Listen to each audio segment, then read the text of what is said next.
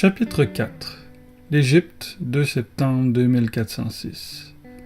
Le petit rêveur avait toujours été réconforté par la sensation de la chaleur du soleil sur sa peau. Il en était sécurisé et transporté.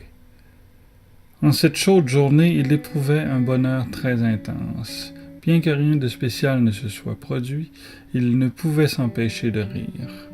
Confortablement installé sur les épaules de son père, il admirait le paysage avec exaltation. Il n'avait que 8 ans et il se sentait le roi du monde. Un royaume s'offrait à lui dans toute sa splendeur. Sous un ciel bleu saphir se déployaient de lointaines dunes, devancées par une immense ville aux couleurs de craie. De petits bâtiments entassés les uns sur les autres avec plusieurs mosquées ici et là. Puis, tout au centre, un groupe de grands gratte-ciels aux murs miroitants. Tout à coup, un bruit sourd se fit entendre derrière le garçon. Son destrier humain n'eut aucun besoin de commande pour se retourner. L'enfant eut alors devant les yeux sa région favorite du royaume, l'astroport du Caire, un terrain d'atterrissage à perte de vue, où, en ce moment, un grand vaisseau spatial s'élevait. Pendant que ce dernier pivotait sur lui-même pour faire face aux deux observateurs, le petit homme pouvait sentir une chaleur et un déplacement d'air contre sa peau. Puis, faisant une pause révérencieuse devant le jeune monarque, le navire accéléra, transformant le bruit étouffé de ses moteurs en un grondement sourd inspirant fascination et respect.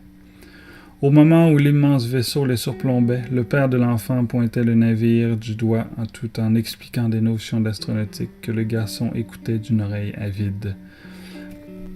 Pendant que la masse rugissante s'éloignait, le rêveur comprit qu'il admirait son avenir. Il commanderait un jour l'un de ces merveilleux navires. « Amiral ?» Le rêveur ferma les yeux. « Amiral ?» »« Je vous ai entendu, capitaine. » Andy se retournait vers la charmante voix qui l'extirpait de ses souvenirs. Cette jeune femme à la silhouette féline portant l'uniforme d'officier au pantalon gris et au veston rouge était le capitaine Cassandre Garrett, son officier en second. À l'âge de 34 ans, cette demoiselle était déjà capitaine depuis 8 ans, ce qui faisait d'elle le plus jeune officier à avoir obtenu ce grade dans l'histoire des forces spatiales de la Confédération. « Tout le monde est prêt, monsieur. » Andy acquiesça d'un mouvement de tête et arrêta son regard sur le jeune capitaine. Ce visage doux, encadré jusqu'au menton par de fins cheveux châtains, délicatement parsemés de roux, pouvait envoûter n'importe qui. Mais ce qui impressionnait le plus chez le bras droit de l'amiral, c'était sans aucun doute ses yeux turquoise au regard si profond et déterminé. En cette agréable compagnie, l'amiral entama la marche. Regardant autour de lui, il réalisait qu'en 50 ans, l'astroport du Caire n'avait pas tellement changé. Sous une surface grise à l'image troublée par la chaleur, on voyait des centaines de navires de toutes tailles, paquebots, cargos, bâtiments militaires, et des milliers de personnes vaquant à des milliers d'occupations.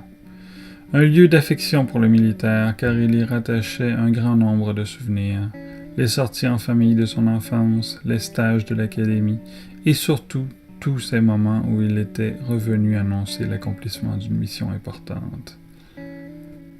« Avez-vous pu prendre connaissance de mon compte rendu, amiral? »« Oui, capitaine. » Des missions importantes comme celle qui se préparait aujourd'hui. Découvrir la vérité sur la coupure de contact avec une colonie frontalière. L'équipage du Soran avait fréquemment eu l'occasion de s'impliquer dans cette damnée guerre froide qui persistait depuis bientôt 10 ans. Mais si cette situation était bel et bien une agression de ces maudits axphasiens, il était fort probable que la situation ne s'échauffe grandement. À ce propos, le principal souci d'Andy était que les forces axphasiennes ne seraient sûrement pas aussi indulgentes que les milices coloniales de la dernière guerre. Même si les hommes savent être fourbes, ils sont vulnérables à la culpabilité. Ces axphasiens, eux, n'ont aucun scrupule. Le vétéran les avait affrontés assez souvent pour le savoir. Bon, il était temps de mettre ces stupides anticipations de côté. Il réagirait aux événements qui se présenteraient au moment où ceux-ci le feraient. Le silence du capitaine Garrett indiquait qu'elle devait avoir des soucis similaires à ceux d'Andy. Mais lorsqu'elle sentit le regard de son supérieur posé sur ses préoccupations, elle les mit de côté. « Alors, amiral, comment s'est déroulée votre séance? dit la jeune femme avec un sourire taquin.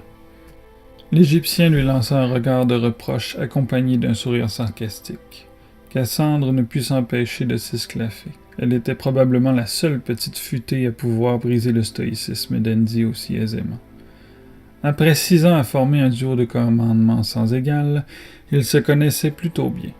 Ils avaient été efficaces ensemble dès le départ, mais il s'était avéré plus laborieux de développer une véritable complicité. Malgré que l'amiral ne soit pas très bavard, la jeune femme pouvait aujourd'hui plus aisément qu'avant deviner ce qui se passait dans la tête de son supérieur, et elle savait combien il haïssait les psys.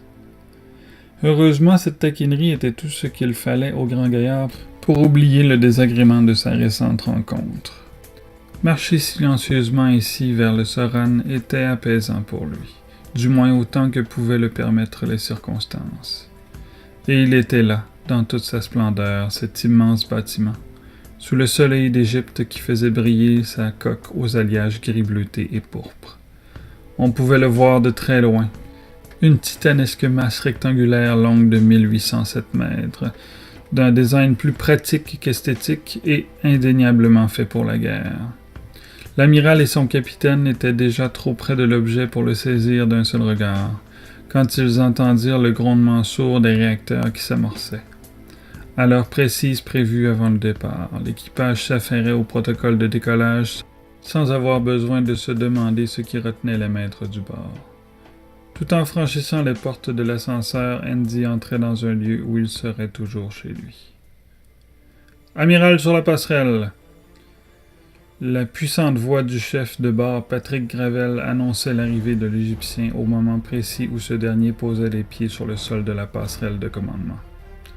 Dans la grande pièce circulaire, tout le monde était au garde-à-vous et arborait un regard fier, semblable aux concertistes qui accueillaient leur chef d'orchestre. Repos. Tous s'installèrent à leur poste pendant que l'amiral s'avançait vers le fauteuil de commandement. Une fois debout devant ce dernier, il joignit ses mains derrière son dos et observa ses musiciens. Au rapport. Tout système opérationnel est prêt, dit le timonier d'un ton énergique. Tout le monde à son poste est prêt à l'appareillage, monsieur, ajouta l'officier en second. Cassandre se tenait à la droite d'Andy. Interface portable à la main, elle avait déjà eu le temps de confirmer la situation des 4011 membres d'équipage. « À tous les postes, attention au décollage », dit le maestro en fermant les yeux un instant, pour apprécier le silence précédant la première note. « À tous les postes, attention au décollage », répéta le chef Gravel. Andy rouvrit les yeux. « Décollage. »« Décollage, monsieur Gravel », répéta le capitaine. « Fusée d'ascension à 75%, Miss Preston », ordonna le chef Gravel au timonier. Au fur et à mesure que la première montée progressait, le chef d'orchestre ne pouvait que s'interroger sur la direction qu'allait prendre cette symphonie.